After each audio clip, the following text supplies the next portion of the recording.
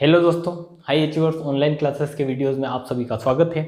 जैसा कि आप सभी जानते हैं कि मैं आपको ज्योमेट्री पढ़ा रहा हूँ और ज्योमेट्री में मैंने जो लास्ट वीडियो अपलोड किया था वो था सिमिलरिटी का। ठीक है, मीन्स समरूपता में आपको पढ़ा रहा था। और समरूपता में मैंने आपको जो आपका बेसिक जो पोर्शन होता है, मीन्स समरूपता होती क्या है और किसी ट्राइंगल में समरूपता आप कैसे लगाओगे, ये सारी चीज़ें मैंने आपको डिस्कस कर दी थी अच्छे से। ठीक है, मीन्स मैंने आपको क्या बताया था, 1 मिनट में थोड़ा सा रिवाइज करवाता हूँ और फिर आपको जो है आगे लेके चलूँगा कि आगे आपको क्या पढ़ना है। आज थेल्स थ्योरम के बारे में मैं बताऊंगा, बट उसको समझने के लिए आपको पहले ये पता होना चाहिए। अगर आपने वीडियोस नहीं देखे हैं तो पहले आप समरूपता का वीडियो देख के आएँ, फिर ये चीज़ें पढ़ें। ठीक है, तो मैंने आपको बताया था कल वाले वीडियो में, मीन्स इसके लास्ट वीडियो में, कि इस तरीके से ABC और PQR अगर दो ट्राइंगल है तो इनमें ट्राइंगल की मीन्स ये ट्राइंगल समरूप कब होंगे ये मैंने आपको बताया था। ठीक है, मीन्स ट्राइंगल के समरूप होने के लिए आपके पास मिनिमम जो होने चाहिए, मिनिमम 2 एंगल जो होने चाहिए,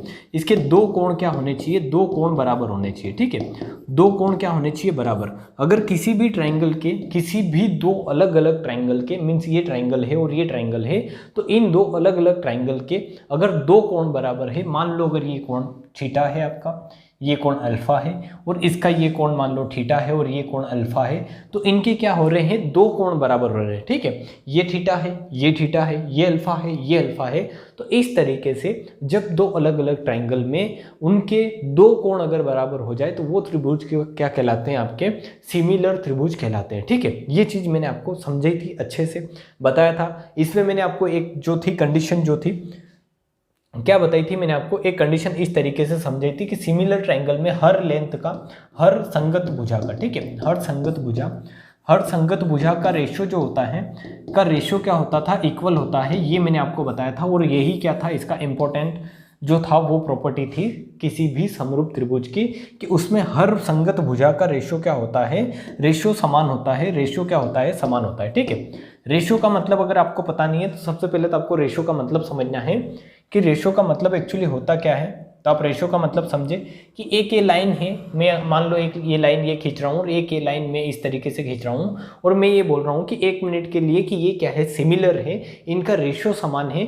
तो रेशियो समान होने का मतलब क्या है कि अगर ये है कि ये लाइन मैं इसको क्या कर रहा हूँ, यहाँ से काट रहा हूँ इसको और यहाँ से काट रहा हूँ, ये क्या है आपका A है, ये है B है और ये है C, ये P है, ये Q है और ये R है। ठीक है, तो मैं क्या बोल रहा हूँ कि इनका रेशियो समान है कि AB से BC और PQ से QR का रेशियो क्या है, समान है। इस तरीके से मैं अगर आपको बोल रहा हूँ कि AB से BC और PQ से QR का रेशियो समान है, तो उसका मतलब क्या है कि ये क्या हो सकता है, मान लो ये 35 है, ये आपका क्या है 40 है, तो इनका रेशियो क्या है, आप रेशियो लोगे तो ये तो क्या है, एक्चुअली वैल्यू है, तो इनका रेशियो लोगे तो रेशियो क्या आएगा, जैसे इनका अगर रेशियो लोगे आप तो 35/40 अगर करोगे तो 35/40 करोगे क्या आएगा, तो 35/40 आएगा आपका 7×5, मीन्स आप 5 से काटेंगे तो 5 7 35, 5 से 8 है 40, मीन्स रेशियो क्या आएगा आपका 7:8। तो जिस रेशियो में ये दोनों भुजाएं हैं 7:8 है, तो समान जब सिमिलर होते हैं, ट्राइंगल सिमिलर होते हैं, तो वहां पर जो रेशियो का, जो समान रेशियो का मतलब है वो आपको समझना है कि इनमें इन दोनों का, जैसे मैंने यहाँ पर लिख रखा है कि PQ से QR का रेशियो समान होगा AB से BC के रेशियो के। तो AB से BC का रेशियो क्या है, तो आपने देखा कि AB से BC का रेशियो है 7:8, तो इनका रेशियो भी 7:8 ही होगा। ये है आपका सिंपल रेशियो समान होने का मतलब, कि अगर इनकी वैल्यू 7:8 मीन 7 और 8 नहीं होकर क्या हो सकती है, 7 दूनी 14, 8 दूनी 16, तो अब भी रेशियो क्या है, 7:8 है। फिर हो सकती है 7 या 21 और 8 या 24, मीन्स अब भी रेशियो क्या है, 7:8 है। तो इस तरीके से रेशियो समान होने का मतलब ये होता है कि वैल्यू समान होना मतलब नहीं होता है रेशियो समान होने का मतलब, जब भी इन वैल्यू को काटोगे तो एक ऐसी वैल्यू मिलेगी जो क्या आएगी, आपके बराबर आएगी। जैसे इनको काटने पर 7:8 आता है और इन 14 और 16 को काटने पर भी क्या आएगा, आपका 7:8 आएगा। तो वही मतलब होता है सिंपल रेशियो का, जो आपने अगर रेशियो पढ़ा है तो वहां पर भी समझा है। और रेशियो को अगर बोला ही जाए तो वो क्या होता है, अनुपात होता है। ठीक है, तो मैंने आपको क्या बताया था यहाँ पर सिमिलर ट्राइंगल में कि हर संगत भुजा का रेशियो समान होता है। फिर आपको मैंने बताया था कि संगत भुजा कैसे देखनी है, तो आपको मैंने ये भी समझाया है कि संगत भुजा कैसे देखनी है। मान लो अगर यही ट्राइंगल है, इसमें आपको क्या क्या दिया गया है, ये थीटा है, ये अल्फा है और ये एंगल मैंने मान लिया कि ये क्या है, आपका बीटा है, और इसमें ये एंगल नहीं दे रखा है, तो ये मैंने क्या मान लिया कि ये बीटा है। ठीक है, इसको बीटा और इसको बीटा क्यों माना है, क्योंकि अगर किसी भी त्रिभुज में दो एंगल अगर बराबर है तो तीसरा एंगल इन दोनों का आपस में क्या आएगा, अपने आप ही क्या हो जाएगा, बराबर हो जाएगा। ठीक है, और ये क्या होगा, तो इसकी वैल्यू होगी आपकी 180 माइनस अल्फा प्लस थीटा। ठीक है, alpha plus theta means in दोनों को जोड़कर 180 में से क्या कर दो, माइनस कर दो। ठीक है, यही होता है सिंपल आपका सिमिलरिटी का मीन्स किसी भी त्रिभुज में 180 डिग्री अगर ट्राइंगल अगर है तो वहां पर जो एंगल बनेगा वो कितना बनेगा, 180 डिग्री का। और 180 डिग्री का एंगल बन रहा है तो इन दोनों को, अगर ये दोनों ट्राइंगल आपको दे रखे हैं मीन्स ये दोनों एंगल अगर आपको दे रखे हैं कि ये थीटा है ये अल्फा है, तो 180 में से माइनस अल्फा प्लस थीटा कर दो। और उसमें भी ये भी सिंपल ऐसा ही आएगा, 180 माइनस अल्फा प्लस थीटा। और इसको मैंने क्या माना है, बीटा। ठीक है, इसको मैंने क्या मान लिया है यहाँ पर, बीटा। तो यहाँ पर आपको देखना है, यहाँ पर आपको क्या देखना है, यहाँ पर आपको देखना है कि संगत भुजा कैसे देखोगे। तो मैंने आपको ये भी बताया था कि जो एंगल बराबर है उनके सामने वाली साइड लेनी है। ठीक है, कि ये अगर थीटा है तो इसके सामने वाली साइड कौन सी है, BC। यहाँ पर थीटा है तो इसके सामने वाली साइड कौन सी है, PQ। ये क्या है, ये क्या है, करस्पॉन्डिंग साइड है। इनको क्या बोलते हैं, करस्पॉन्डिंग साइड। करस्पॉन्डिंग एंगल के सामने वाली जो साइड होती है, संगत कोण के सामने वाली साइड क्या होती है, संगत साइड होती है। ठीक है, कि अगर ये कोण दोनों बराबर है तो ये क्या है, संगत है, और इनके सामने वाली साइड क्या होगी, संगत भुजाएं होगी। ठीक है, तो इन दोनों का रेशियो जो BC से PQ का रेशियो होगा वो क्या होगा, समान होगा। इसके अल्फा के सामने वाली साइड कौन सी है, यहाँ पर है AC, और यहाँ पर अल्फा के सामने वाली साइड कौन सी है, PR। ठीक है, PR। तो ये क्या होगा, रेशियो क्या होता है, बराबर होता है किसी भी समरूप त्रिभुज में संगत भुजाओं का रेशियो। ये संगत भुजाएं, फिर ये दोनों संगत भुजाएं, उसी तरीके से बची कौन सी साइड है, ये वाली साइड बची है, और ये वाली साइड बची है, तो ये भी क्या हो जाएगी, संगत भुजाएं हो जाएगी। तो ये QR और ये जो हो जाएगा ये कौन सी हो जाएगी, AB, ये भी क्या हो जाएगी, संगत भुजाएं। तो इनका रेशियो क्या होता है, ये क्या होता है, बराबर होता है। और भी आगे मैंने इसमें आपको प्रॉपर्टी बताई थी कि इसमें आप अगर लेंथ डालोगे तो उस लेंथ का मीन्स हाइट का रेशियो भी समान होगा, माध्यिका का रेशियो भी समान होगा। और ये जो रेशियो होता है, अगर इन त्रिभुज का आपको ये जो रेशियो है, ये अगर आपको एरिया वाइज मतलब एरिया का बताना है कि एरिया का रेशियो क्या होगा इस त्रिभुज में, एरिया का रेशियो क्या होगा वो बताना है। यहाँ पर क्या था, QR, और यहाँ पर AB, कि इन त्रिभुज के अगर साइड का रेशियो इस तरीके से है कि मान लो साइड का रेशियो क्या है, मैंने वहाँ पर माना था 5:4। ठीक है, जब मैंने पहले समझाया था तो मैंने माना था 5:4। तो इसी तरीके से साइड का रेशियो अगर आपको 5:4 है, इन संगत भुजाओं का रेशियो क्या है, 5:4, तो क्षेत्रफल का अनुपात क्या आता है, क्षेत्रफल का अनुपात मैंने आपको बताया था कि साइड के जो भी साइड का रेशियो है उसका स्क्वायर कर दो। ठीक है, जो भी साइड का रेशियो है, साइड का रेशियो जो भी है आपका, उसका क्या कर दो, स्क्वायर कर दो। साइड का रेशियो अगर 5:4 है तो इन दोनों के क्षेत्रफल का रेशियो क्या होगा, क्षेत्रफल का अनुपात क्या होगा, तो वो आप बता देंगे कि वो होगा 25/16। ठीक है, ये सारी चीज़ें मैं आपको अच्छे से समझा दी है, स्टेप बाय स्टेप मैंने आपको अच्छे से सारी चीज़ें जो है पढ़ाई है। अब इसमें कोई भी आपको दिक्कत नहीं होगा, मैंने आपको रिवाइज भी करवा दिया है कि ये चीज़ें थी आपकी समरूपता में। ठीक है, अब जो है आगे आपको पढ़ना है, क्या पढ़ना है कि अगर मैं एक क्वेश्चन लेता हूँ, आप अगर क्वेश्चन करें तो अच्छा है। और ABC समरूपता पर बेस्ड एक क्वेश्चन लेता हूँ, फिर आप समझ जाएंगे और इसको अच्छे से। ये है PQR, अगर ये आपको दे रखा है, मान लो कितना दे रखा है, ये दे रखा है आपको 200 मीन्स ले लो इसको 441। ठीक है, ये आपको दे रखा है 441 और ये आपको दे रखा है 169 मीन्स इनके जो एरिया है। ठीक है, मैं एक 441 और 169 क्या लिखा है मैंने कि ये जो त्रिभुज ABC है, त्रिभुज ABC है, इसका एरिया आपको 441 सेंटीमीटर दे रखा है, सेंटीमीटर स्क्वायर। और ये जो त्रिभुज PQR है, इसका एरिया आपको क्या दे रखा है, 169 सेंटीमीटर स्क्वायर। ठीक है, इस तरीके से अगर आपको एरिया दे दिया जाए और एक साइड दे दी जाए, कोई सी भी एक साइड, मान लो कि ये साइड आपको कितनी दे दी, ये साइड आपको 7 दी हुई है, ये साइड आपको 7 दी हुई है, इस साइड की वैल्यू आपको निकालनी है। ये क्या है, थीटा है, ये अल्फा है, ये बीटा है, और ये है थीटा, ये है अल्फा, और ये क्या है, बीटा है। ठीक है, तो अगर इस साइड की वैल्यू आपको निकालनी है तो इस साइड की वैल्यू आप कैसे निकालेंगे, ये आप सिमिलरिटी से अगर अभी तक समझा है तो इसको आप करने का ट्राई करें। ठीक है, इसको आप करने का ट्राई करेंगे।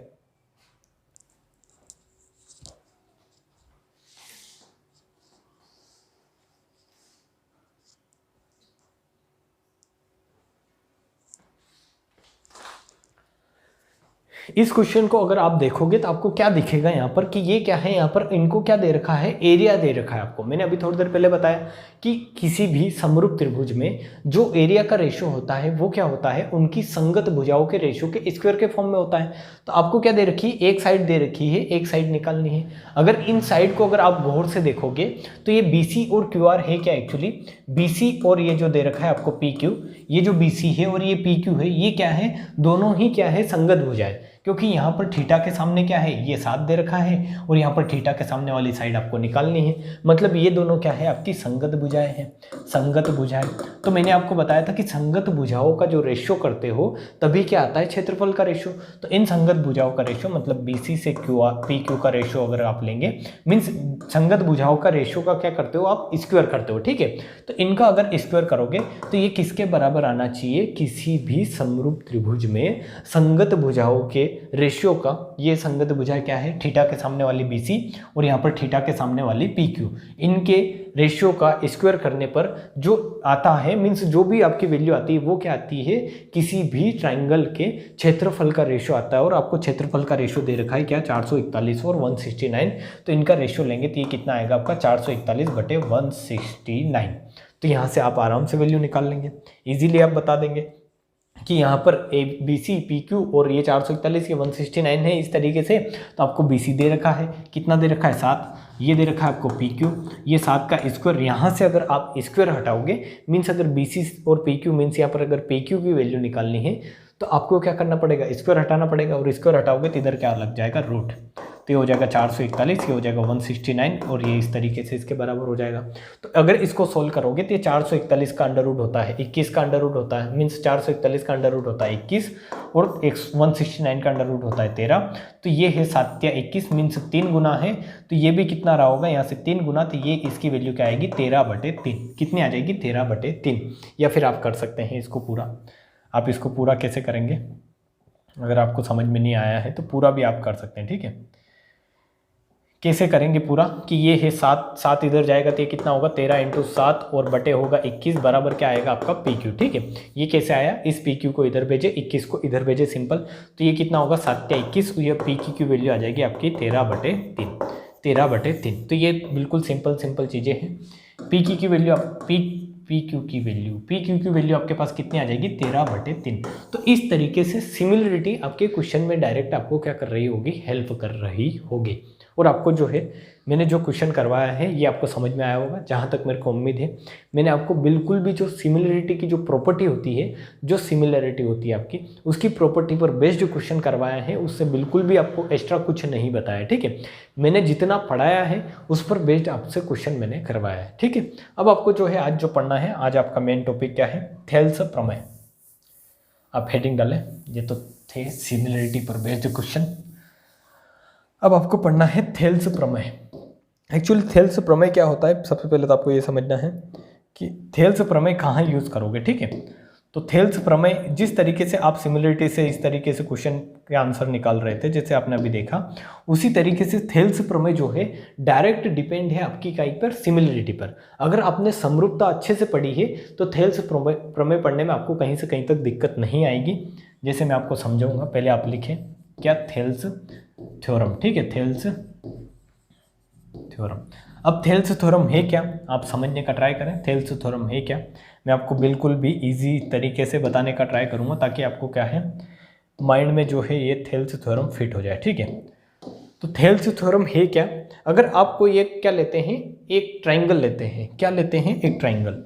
इस तरीके से अगर मान लो आपने कोई एक ट्राइंगल लिया है और इस ट्राइंगल में क्या कर रहे हैं, इस किसी भी त्रिभुज में, ठीक है, यही त्रिभुज जरूरी नहीं है कि कोई सा भी आप त्रिभुज बना रहे हैं, और किसी भी त्रिभुज में अगर किसी त्रिभुज की एक साइड के सापेक्ष आप क्या खींच दें, कि अगर ये त्रिभुज है ABC, अगर ये त्रिभुज क्या है ABC है, तो आप क्या कर रहे हैं कि इस BC के सापेक्ष क्या खींच रहे हैं, समांतर लाइन खींच दे रहे हैं, ठीक है। इस तरीके से मैं आपके सामने लिख देता हूं कि जब किसी त्रिभुज में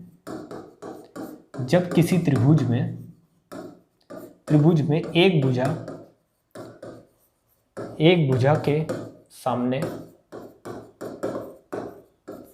भुजा के सामने समांतर रेखा खींच दी जाती है, ठीक है। एक भुजा के सामने समांतर रेखा खींची जाए खींची जाए। यही आपको समझना है कि जब भी आप किसी त्रिभुज में ये त्रिभुज ABC है तो इसमें एक कोई सी भुजा ले लें आप, अगर BC ले रहे हैं तो इसके सामने अगर यहाँ पर एक रेखा खींच दी आपने, आप अगर AC ले रहे हैं तो इसके सामने इस तरीके से एक रेखा खींच दी आपने, आप अगर AB ले रहे हैं AB तो इस तरीके से इसके सामने एक रेखा खींच दी आपने, ठीक है। तो ये आप किसी भी तरीके से ले लें। मैं मान रहा हूँ कि एक भुजा मैंने कौन सी ली है BC, इसके सामने क्या खींच रहा हूँ मैं, एक समांतर रेखा खींच रहा हूँ। समांतर रेखा किस तरीके से, समांतर रेखा का मतलब भी मैंने आपको बताया था, पैरेलल लाइन क्या होती है, उसका मतलब क्या होता है।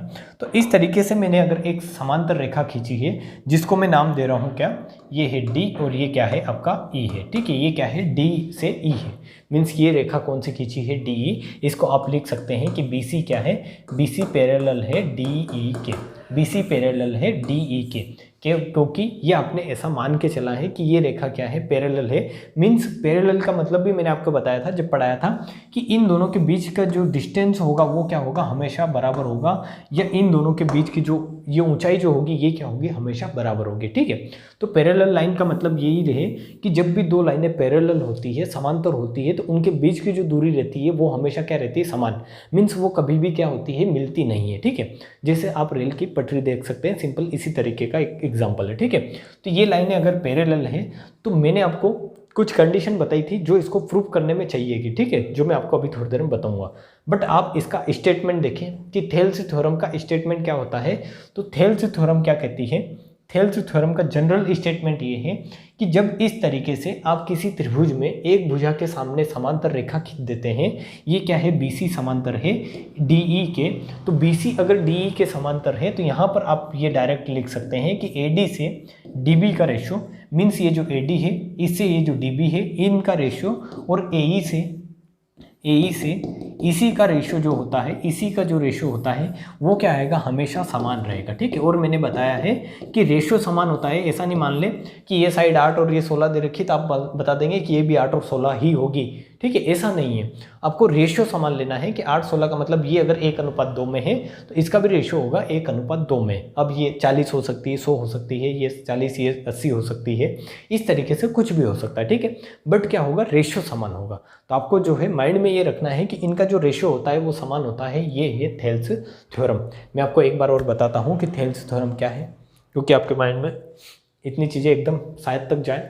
मैंने आपको क्या बताया है कि जब भी आप किसी त्रिभुज में एक भुजा के सामने इस तरीके से क्या खींच देते हैं, समांतर लाइन खींच देते हैं, तो ये क्या हो जाएगी, BC DE के समांतर हो जाएगी, BC क्या हो जाएगी, DE के समांतर हो जाएगी। और जब ये दोनों समांतर है तो आपको डायरेक्ट लिख देना है, जब भी कि कोई सा भी त्रिभुज रहे, ठीक है, तो उसमें आपको डायरेक्ट लिख देना है कि AD से DB का जो रेशो होगा वो समान होगा AE से EC के रेशो के समान होगा। अब ये क्यों होगा, किस तरीके से आएगा, ये भी मैं आपको जो है पूरा समझाने का ट्राई करूँगा ताकि आपको जो है कॉन्सेप्ट अच्छे से क्लियर रहे।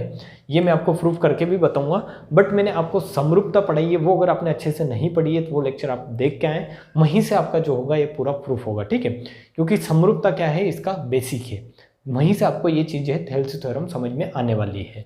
तो आपको जब मैंने क्या पढ़ाया था, जब मैंने लाइन एंड एंगल पढ़ाया था, एक बात और जो है आपको समझनी है कि लाइन एंड एंगल पढ़ाया था तो मैंने आपको बताया था क्या कि संगत कोण, इस तरीके से अगर आप तिर्यक रेखा खींच रहे हैं,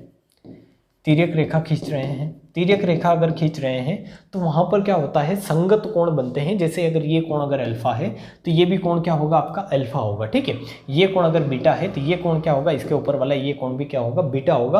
और इनको क्या बोलते हो आप, संगत कोण बोलते हो, ठीक है, क्या बोलते हो, संगत कोण बोलते हो, इनको क्या बोलते हो, संगत कोण। और ये क्या होते हैं, आपस में बराबर होते हैं। ये चीज़ मैंने आपको लाइन एंड एंगल में समझाई थी, वही चीज़ यहाँ पर मैं लगाऊंगा, तो आप जो है समझने का ट्राई करें।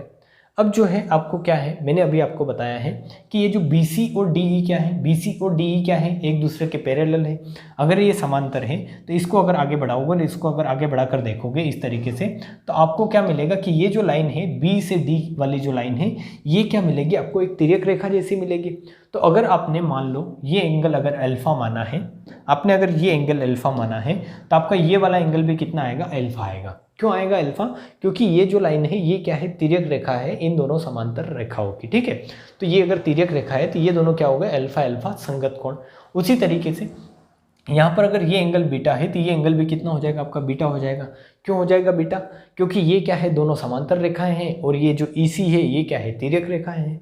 तो ये जो बीटा है और ये बीटा है ये क्या है, संगत कोण है, और संगत कोण आपस में क्या होते हैं, बराबर होते हैं। और ये जो एंगल A मिलेगा, ये एंगल A क्या है, इन दोनों का कॉमन एंगल है।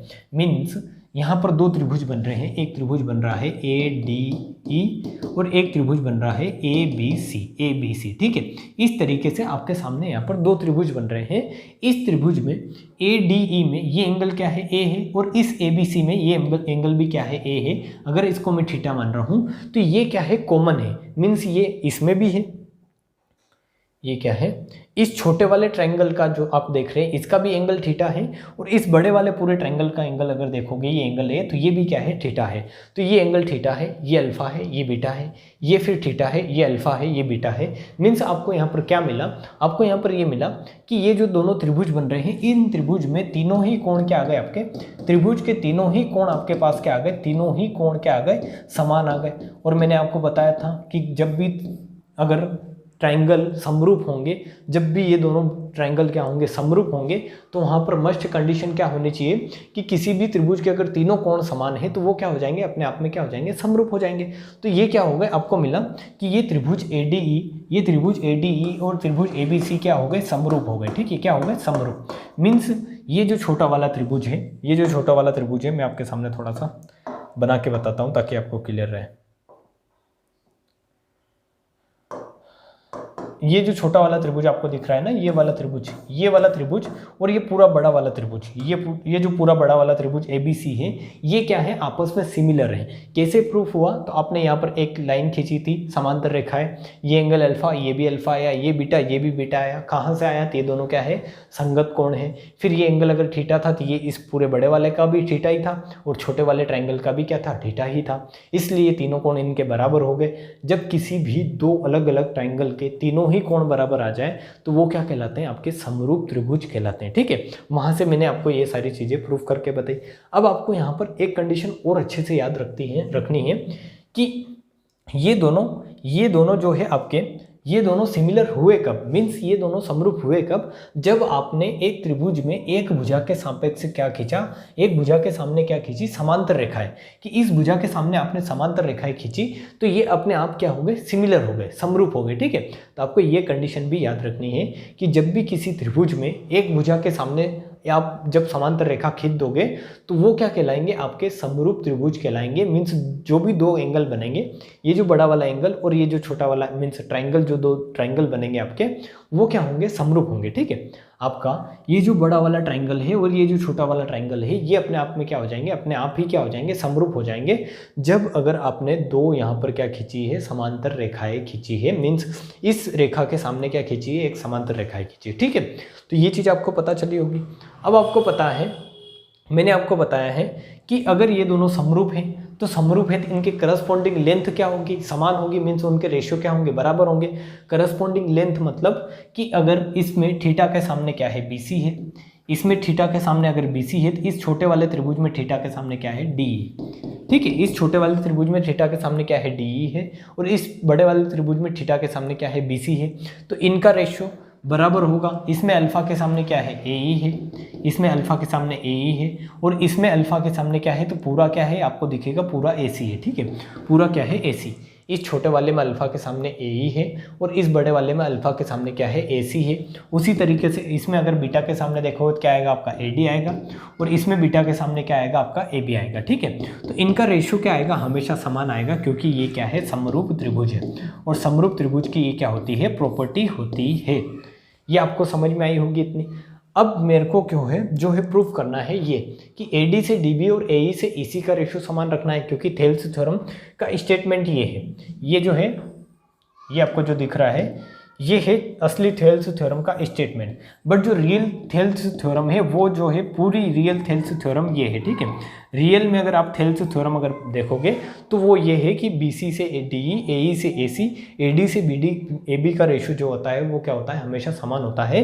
मीन्स दो अगर समरूप त्रिभुज है, एक ही त्रिभुज में अगर आपने किसी एक ही ट्रायंगल में एक भुजा के सामने अगर आपने समांतर रेखा खींच दी, एक पैरेलल लाइन ड्रॉ कर दी है, तो जो दोनों ट्राइंगल बनेंगे वो अपने आप में सिमिलर होंगे, और सिमिलर होंगे तो उनके जो करस्पॉन्डिंग लेंथ में संगत भुजाएं होगी वो भी क्या होगी, सिमिलर होगी। सिंपल ये बात है मैंने आपके साथ की है अभी तक। अब आपको इस कंडीशन से, मीन्स ये क्या था आपका ए बी ए डी, ठीक है, इस कंडीशन से आपको ये वाली कंडीशन क्या करनी है, प्रूफ करनी है, ठीक है। तो मैं यहाँ से इसको आपको प्रूफ करके बताऊंगा कि ये ए डी से, ये क्या था, ये ए डी से डी बी, ठीक है, ये क्या था, डी बी था आपका जो मिट गया वहाँ पर। तो आपको प्रूफ करना है कि ए डी से डी बी जो है वो समान होता है ए से इसी के, ठीक है। ये आपको प्रूफ करके बताना है कि ये जो होता है थेल्स थ्योरम का ये जो स्टेटमेंट है ये कहाँ से आया है।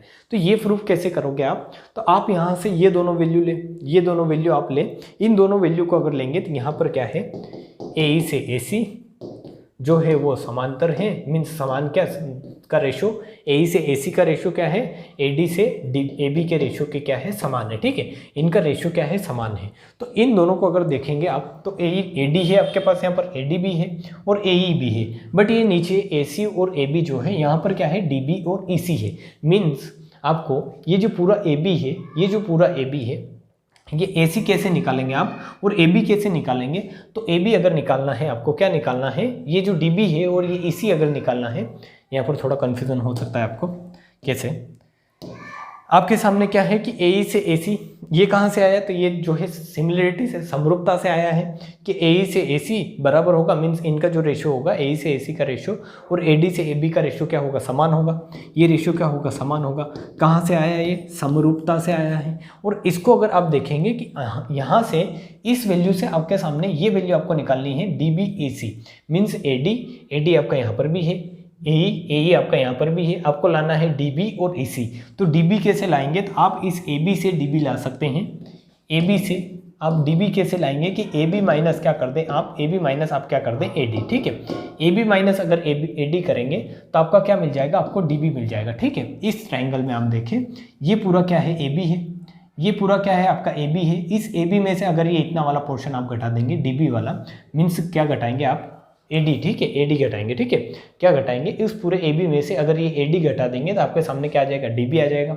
उसी प्रकार आपको निकालना है ई सी, तो इस ई सी का मतलब क्या है कि इस पूरे ए सी में से अगर ये माइनस कर देंगे आप ए ई, इसी का मतलब है कि ए सी में से अगर ए ई माइनस कर देंगे तो आपका क्या आ जाएगा, आपका आ जाएगा यहाँ से ई सी, ठीक है, ये क्या आ जाएगा, ई सी।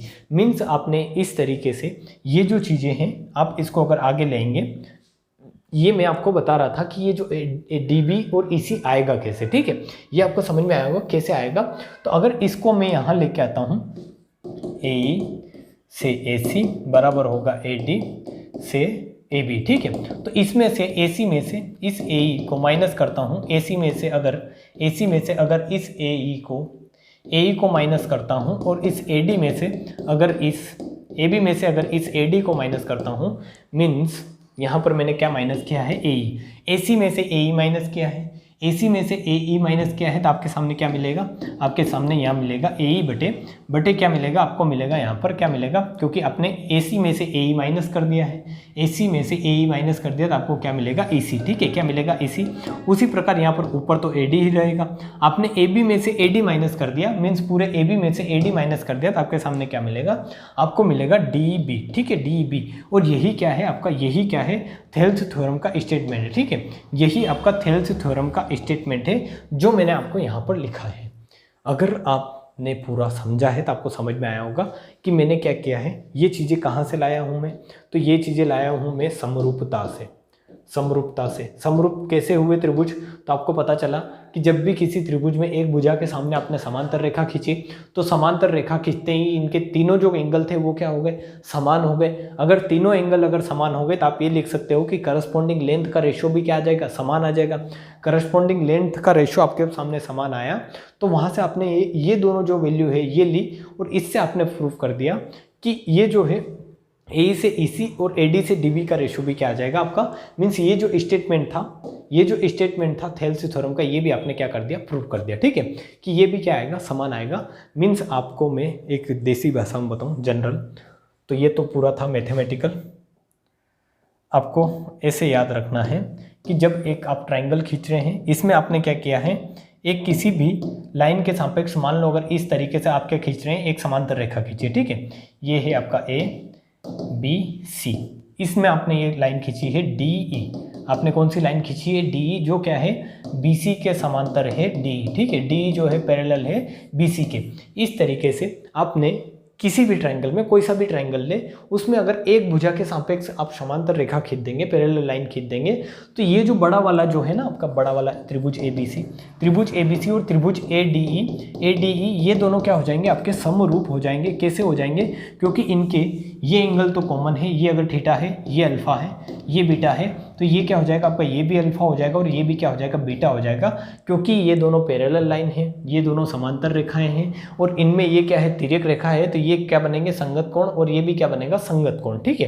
तो इस तरीके से आप ये बता सकते हैं कि इनके तीनों कोण अगर बराबर हैं तो ये क्या हो जाएगा, आपका समरूप त्रिभुज हो जाएगा। ये दोनों त्रिभुज जो है, ये जो बड़ा वाला त्रिभुज और ये छोटा वाला समरूप हो गए, और समरूप हो गए तो इनके करस्पॉन्डिंग लेंथ का रेशो भी समान होगा। और वहीं से मैंने आपको बताया है कि प्रूफ करके बताया है कि आपको जो है AD से मीन्स AD से जो DC का जो रेशो होगा, इसमें आप देखें यहाँ पर AD से DC का जो रेशो होगा वो क्या होगा, AE से EB के रेशो के बराबर होगा, AE से EB के रेशो के बराबर होगा, ठीक है। ये है आपकी थेल्सी थ्योरम।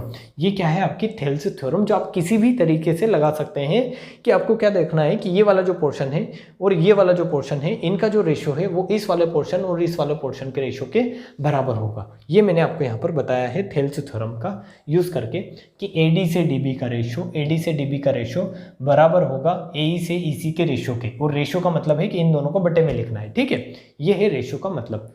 अब जो है ये थी आपकी थेल्सी थ्योरम, जो आपको समझ में आई होगी।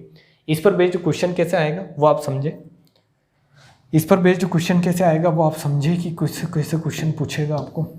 इस तरीके से आपको दे दिया, ये त्रिभुज है ABC एक त्रिभुज है, जिसमें आपको दे देगा कि ये जो लाइन है EF मान लो ये लाइन है, या फिर ये DF ले लो कि DF ये लाइन जो है ये क्या है, इस BC के क्या है, पैरेलल है, ठीक है। BC के क्या है, पैरेलल है या समांतर है। तो आपको क्या मिलेगा, जैसे ही आप सुनोगे कि किसी भी त्रिभुज में एक लाइन पैरेलल है दूसरी लाइन के, तो आपको पता चल जाएगा कि ये दोनों त्रिभुज क्या होने वाले हैं, ये बड़ा वाला और ये जो छोटा वाला ट्रायंगल है और ये पूरा बड़ा वाला है, ये क्या हो जाएंगे, समरूप हो जाएंगे। और समरूप होते ही आप क्या बता दोगे कि ये तो क्या बन जाएगी, थेल्सी थ्योरम। और थेल्सी थ्योरम कहाँ से आएगी, AD से DB का रेशो क्या हो जाएगा आपका, AF से AE से मीन्स ये E है, तो AE से EC के रेशो के क्या आ जाएगा, बराबर आ जाएगा। ये थी आपकी थेल्सी थ्योरम। क्या थी, थेल्सी थ्योरम। और इस थ्योरम को आपको माइंड में रखना है, थेल्सी थ्योरम को, कि अगर ये कहीं भी डायरेक्ट इस पर बेस्ड क्वेश्चन आता है तो आप कर देंगे। दो कंडीशन आपको मैंने बताई है थेल्सी थ्योरम की। दो कंडीशन क्या है कि किसी भी त्रिभुज के में एक भुजा के समांतर आपको एक समांतर रेखा खींचनी है, एक भुजा के सामने मीन्स क्या खींचनी है, समांतर रेखा खींचनी है। और फिर आपको अगर इस तरीके से दिया भी हुआ है कि समांतर रेखा है ऑलरेडी, ये समरूप त्रिभुज दिए हुए हैं कि ये दोनों क्या है, ये ADE और ABC आपको दे रखा है कि ऑलरेडी समरूप है, तो आप समझ जाओगे कि ये भुजा क्या होगी, समांतर होगी, ठीक है। वो रिवर्स ऑफ थेल्सी थ्योरम में मैं आपको समझाऊंगा। बट अगर समरूप दे रखा है तो आप ये बता दोगे कि AD से DB का रेशो AE से EC के रेशो के क्या होगा, सिंपल बराबर होगा। जैसे ये आपको दे रखा है कैसा, ये 16 दे रखा है, ये 20 दे रखा है और ये आपको 4 दे रखा है, तो इसकी वैल्यू आपको बतानी है कि इस x की वैल्यू क्या होगी, तो ये आप बता देंगे। बिल्कुल इजी तरीके से आप इसको निकाल सकते हैं। आपको पता है कि AD से DB का रेशो, AD से DB 16 20 और ये कितना हो जाएगा x। तो इसको अगर आप सोल्व करेंगे तो ये कितना होगा, 4 चौक 16 4 5 20 मीन्स 4 की वैल्यू 4 है, तो यहाँ पर 5 की वैल्यू कितनी हो जाएगी, 5 मीन्स x की वैल्यू कितनी आ जाएगी आपकी, 5 आ जाएगी, ठीक है। x की वैल्यू कितनी आ जाएगी आपके पास, 5 आ जाएगी, जो क्या है थेल्सी थ्योरम से आपने डायरेक्टली निकाल लिया, वरना आप जो है यहाँ पर इसको निकाल नहीं सकते, ठीक है।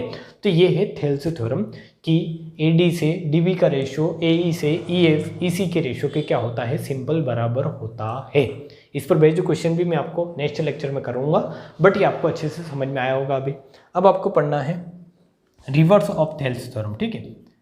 इसका रिवर्स भी आपको पढ़ना है, रिवर्स ऑफ थेल्सी थ्योरम।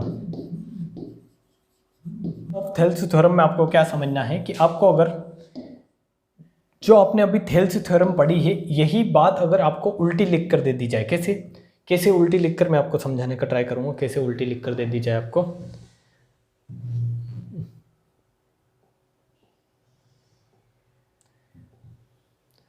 इस तरीके से आपको क्या दे रखा है, एक ट्रायंगल दे रखा है। मान लो इस तरीके से आपको एक ट्रायंगल दे रखा है जिसमें ये है ए, ये बी है और ये सी वर्टेक्स है, और इसमें आपको क्या दे रखा है कि एक लाइन डी ई खींची हुई है, ठीक है। अब इसमें अपन ने जब थेल्स थ्योरम पढ़ा था तो वहां पर क्या बताया था कि ये जो डी ई लाइन है इस बी सी के क्या है, समांतर है, ठीक है। बट ऐसा आपको अब देगा नहीं, आपको बोलेगा नहीं, ठीक है। आपको इतना बोलेगा डायरेक्ट कि एडी से डीबी का रेशो क्या है, बराबर है एई से ईसी के रेशो के क्या है, बराबर है। ये आपको इतना ही बोलेगा ओनली कि एडी से डीबी के रेशो एई से ईसी के रेशो के बराबर है। तो आप इसको देखकर क्या क्या समझ सकते हैं वो आपको समझना है। तो आप देखेंगे कि एडी से डीबी का रेशो एई से ईसी के रेशो के बराबर है, मतलब इसका मतलब ये हुआ कि ये तो क्या हो गई, थेल्स थ्योरम हो गई। ये तो क्या हो गई, थेल्स थ्योरम, जो मैंने आपको अभी समझाई है, यही तो थी थेल्स थ्योरम कि एडी से डीबी का रेशो एई से ईसी के रेशो के बराबर है। और थेल्स थ्योरम कहाँ पर लगती है, थेल्स थ्योरम कहाँ पर रखती है, जहाँ पर क्या होता है, जहाँ पर ये भुजाएं क्या हो, आपस में क्या हो, पैरेलल हो। तो आप ये बता देंगे कि अगर ये इस तरीके से दे रखा है आपको क्वेश्चन में, तो आप ये बता देंगे कि इसके लिए मस्ट है, क्या मस्ट है कि ये जो लाइन है BC पैरेलल होगी DE के, ठीक है। BC DE के पैरेलल होनी जरूरी है। अगर ये दोनों एक दूसरे के पैरेलल नहीं हुई, समांतर नहीं हुई, तो ये कंडीशन सेटिस्फाई नहीं करेगी। और अगर इस तरीके की कंडीशन दे रखी है तो उसके लिए मस्ट है कि ये दोनों क्या हो, आपकी पैरेलल हो, समांतर हो, ठीक है। और यहाँ से आप क्या बता सकते हैं, एक कंडीशन तो ये बता सकते हैं, और क्या बता सकते हैं आप कि ये जो ट्राइंगल है त्रिभुज ADE और त्रिभुज ABC, ये क्या होंगे, ये दोनों क्या होंगे, आपके समरूप होंगे। क्यों होंगे समरूप, क्योंकि यहाँ से आपको ये पता चला कि ये BCDE के पैरेलल होगा। और अगर ये दोनों पैरेलल है, ये दोनों अगर समांतर हैं, तो मैंने आपको थोड़ी देर पहले समझाया था कि ये क्या होंगे, ये दोनों ट्राइंगल क्या होंगे, आपके समरूप होंगे। क्यों होंगे समरूप, कि अगर ये एंगल अगर मान लो अल्फा है तो ये भी कितना आएगा अल्फा, ये बीटा है तो ये भी कितना आएगा बीटा, और ये अगर थीटा है तो ये theta alpha beta, means theta alpha beta और थीटा अल्फा बीटा, ठीक है। मीन्स इस त्रिभुज के भी तीनों कोण और इस त्रिभुज के तीनों कोण क्या है, आपस में बराबर है। तो ये जो चीज़ें हैं ये आपको समझनी है। ये है रिवर्स ऑफ थेल्स थ्योरम, जिसमें आपको ऐसा स्टेटमेंट लिखकर दे सकता है कि AD से DB मीन्स आपको ओनली थेल्स थ्योरम लिख कर दे देगा, ठीक है। तो आपको उसका उल्टा समझना है कि ये कहाँ से आया होगा, तो ये यहाँ से आया होगा कि ये दोनों क्या होंगे, आपस में पैरेलल होंगे, तभी जाके ये कंडीशन बनी होगी, ठीक है। ये सारी चीज़ें आपको अगर समझ में आई है तो मैं आज के लिए इतना ही रखूँगा। कल जो है इस पर बेस्ड मैं आपको क्वेश्चन कराऊंगा थेल्स थ्योरम और रिवर्स ऑफ थेल्स थ्योरम पर बेस्ड, ठीक है। तो आज के लिए इतना ही, जय हिंद।